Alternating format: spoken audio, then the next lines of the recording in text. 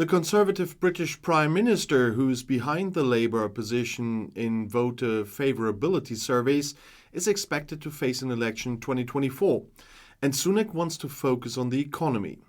Sunak is turning to the topic of tax cuts after a stage victory in the fight against inflation and a cabinet reshuffle.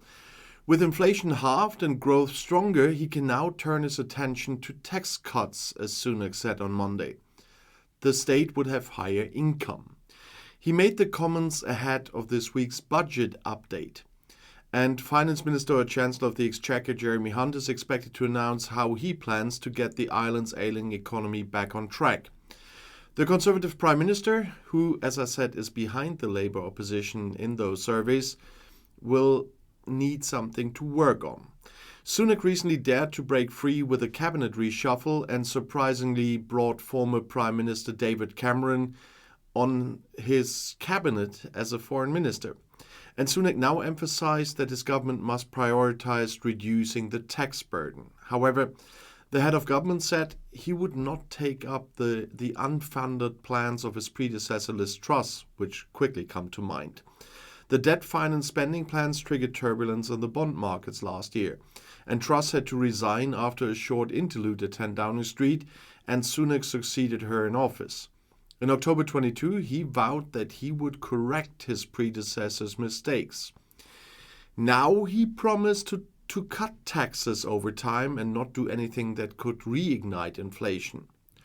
You can trust me when I say we can start cutting taxes responsibly, is what Sunak said. Inflation in Great Britain fell to its lowest level in 2 years in October. The rate of inflation fell noticeably to 4.6% after 6.7% in September. And Sunak pointed out that in January he had made halving inflation this year his top priority and kept the promise. And despite the sharp decline in inflation, Great Britain still recorded the highest rate of inflation among the largest industrialized countries. And things are also not going well economically. Gross domestic product, the GDP, stagnated in the third quarter, and the central bank expects GDP to only increase by a meager 0.1% in the current fourth quarter. But making a video today, I of course can't leave Nigel Farage out of this video. Nigel Farage's first day in the Australian jungle for the 23rd series of I'm a Celebrity, Get Me Out of Here was a whirlwind of emotions and challenges. The former UK Independence Party leader and prominent Brexit campaigner was immediately thrown into the thick of things, facing a height challenge that involved scaling a structure with various obstacles, including a wobbly bridge and a spinning platform. And despite his initial hesitation and the fear of heights, Farage managed to complete the challenge, earning the respect of his fellow campmates. Farage's first day also included a series of uncomfortable encounters with jungle creatures, including a particularly close encounter with a large spider. And despite his initial revulsion, Farage eventually managed to keep his composure and even joked about the situation. Later in the day, Farage was voted by the public to participate in the first bush tucker trial of the series, the Hung, Drawn and Quartered Challenge. In this challenge, Farage was suspended upside down and had to use his tongue to retrieve stars from various containers filled with quite unpleasant substances, including live insects and offal. And despite his initial reluctance and disgust, Farage managed to complete the challenge. I have to give him that, earning 5 out of a possible 5 stars for the campmates. While Nigel Farage was not directly confronted about Brexit during his first day in the Australian jungle for this 23rd series of I'm a Celebrity, Get Me Out of Here, he did engage in several conversations with his fellow campmates about the topic. And these discussions were surprisingly generally respectful and open, with Farage sharing his views on Brexit and the other campmates sharing their own perspectives. I got it differently from some newspapers, but that's what I noted. And one notable conversation occurred between Farage and the French TV star Fred Sirier. Sirier expressed a strong opposition to Brexit, particularly its impact on immigration. And Farage defended his position on Brexit, arguing that it would allow the UK to regain the control of its borders and make its own laws. We know that crap. But while the two men disagreed on the merits of Brexit, they were able to have a constructive and respectful conversation about the issue, although I would have talked about Farage, about his lies there. Another conversation took place between Farage and his former morning presenter, Josie Gibson. Gibson asked Farage about his personal experiences as a politician. Farage shared some of his highs and lows, including his time as UKIP leader and his role in the Brexit campaign. He also discussed the challenges of being a public figure and the toll it can take on one's personal life. Farage's honesty and openness were appreciated by Gibson, and the two had quite a warm and engaging conversation. And overall, Farage's discussion about Brexit in the jungle were characterized by civility and respect, and he was showing a will to engage with his fellow campmates on the topic, even when they held opposing views. And these conversations provided a valuable opportunity for viewers to learn more about his abilities to talk about his Brexit stance, and what I always said in other videos before, the way he's dealing with the public. Nigel Farage's first day in the jungle was a mix of challenges and discomfort and camaraderie, and he faced his fears head-on and demonstrated his resilience and showed a willingness to connect with his fellow campmate. And that's how Farage worked all the time. And that's why this man is still dangerous in politics for a lot of other politicians. We must never forget this one. But we also had a returnee. I also mentioned David Cameron had his first visitors in the new job already. No spiders. It was Foreign Minister Alexander Schallenberg from Austria. He met his new counterpart David Cameron in London. And the focus of the content was the situation in the Middle East and Russia's war of aggression against Ukraine.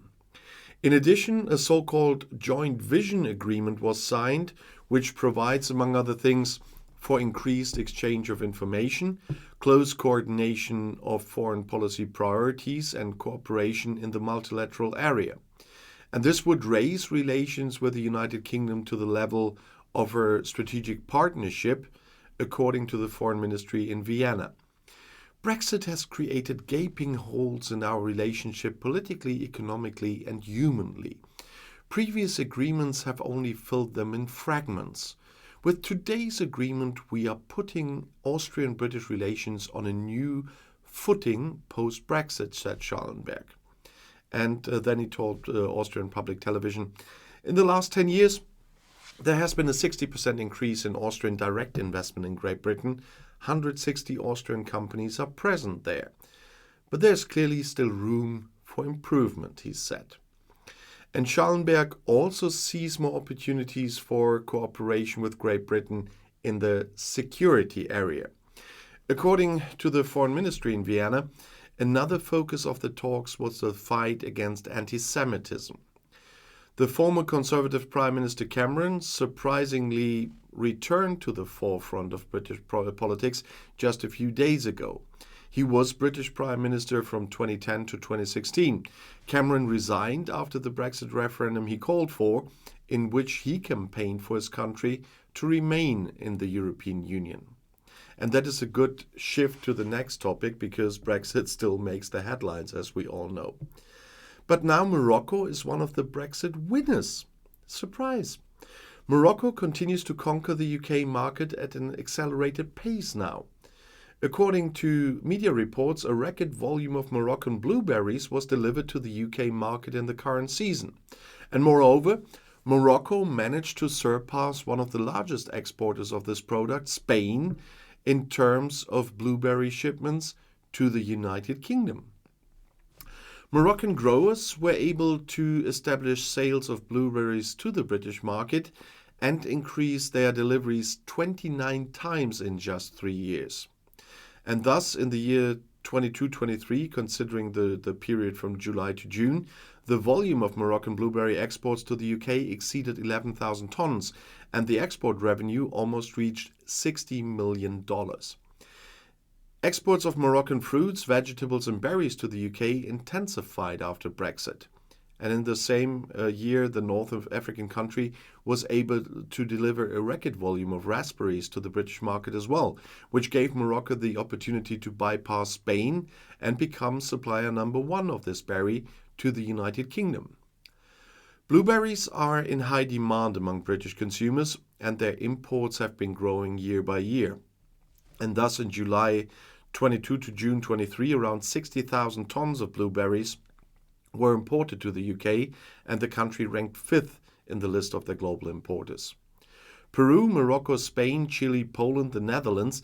This is not a complete list of countries exporting blueberries to the United Kingdom, but blueberries from about 25 countries arrived in the UK. And almost a quarter of the total imports are accounted for Peru, the leader in global blueberry exports. And next, until recently, was Spain, which ranks fifth in the ranking of the largest suppliers of blueberries overall. And moreover, previously Spain also actively imported Moroccan blueberries, extending the season of its own sales. However, several years ago, exports from Morocco to Spain decreased, and a significant part of the Moroccan blueberry supplies began to be shipped directly to the consumer countries, including the United Kingdom. And thus the exports of blueberries from Morocco to the British market was growing amid a decrease in supplies from Spain. And as a result, Morocco's share in the total imports into the UK increased to 19%, and the North African country rose to second place in the import structure.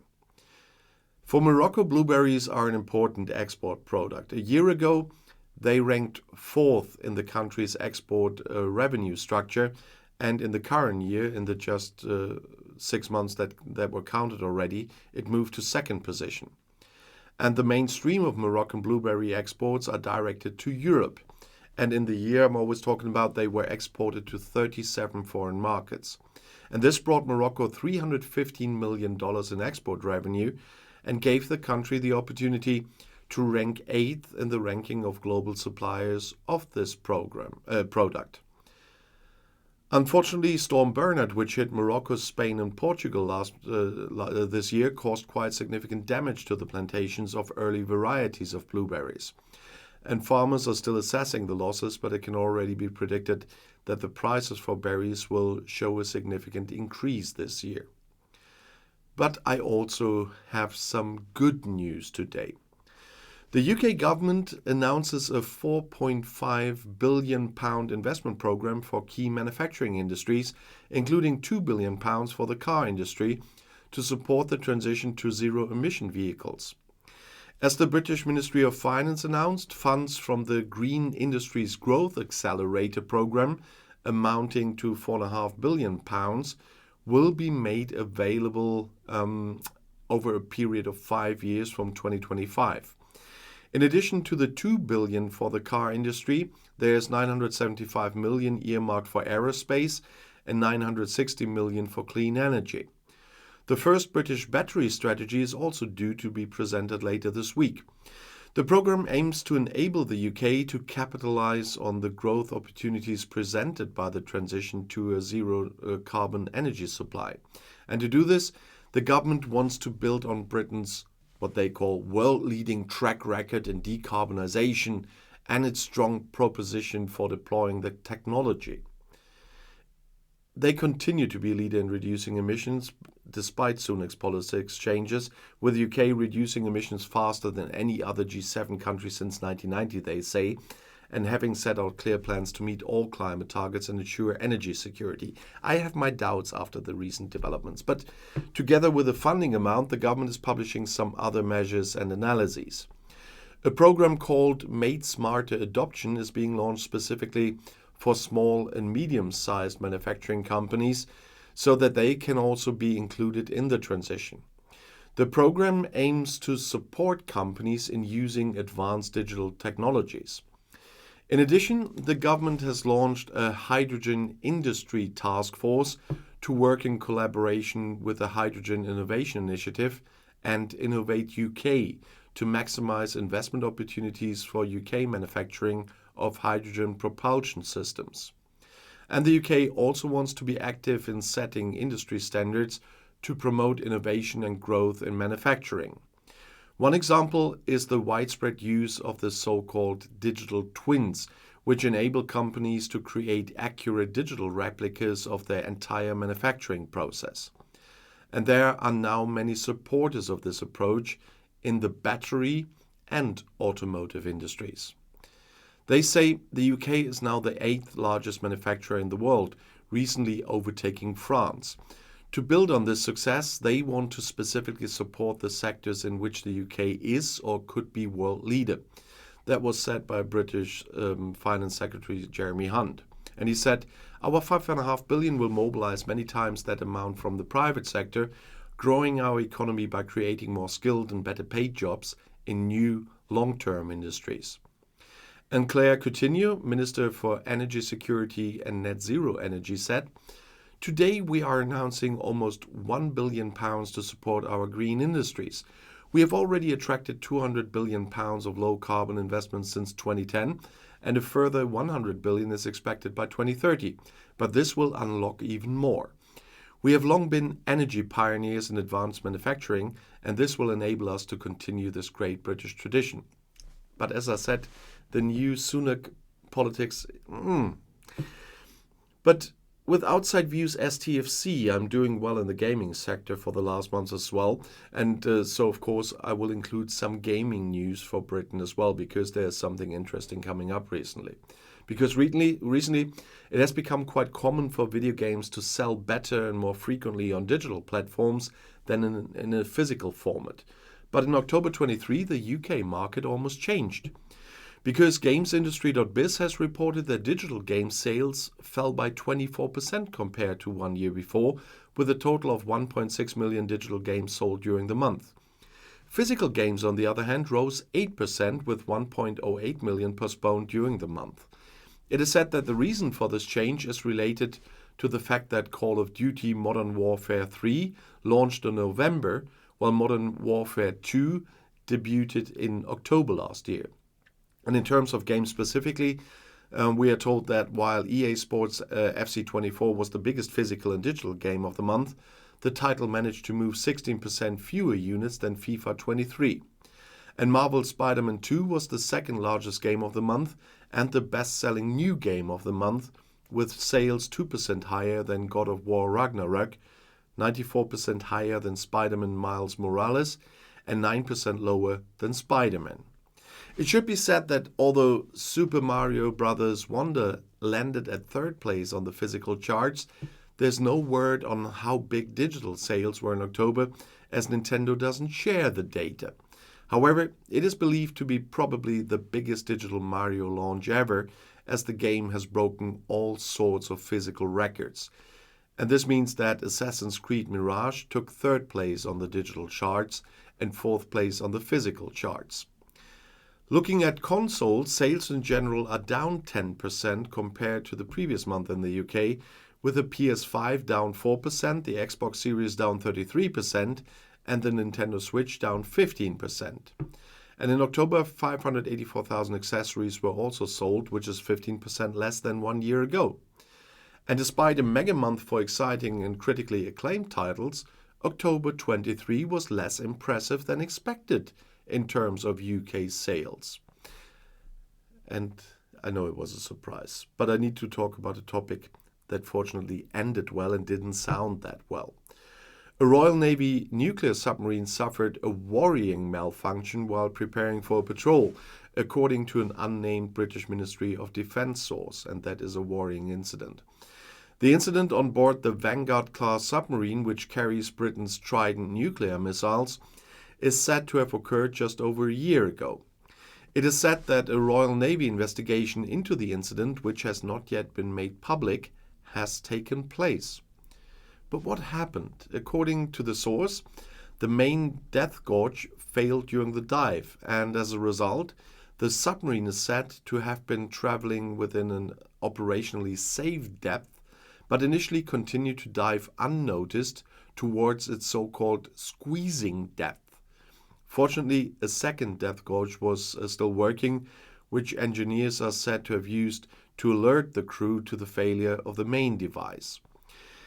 It goes on to say that the alarm was triggered in view of the dangerous situation.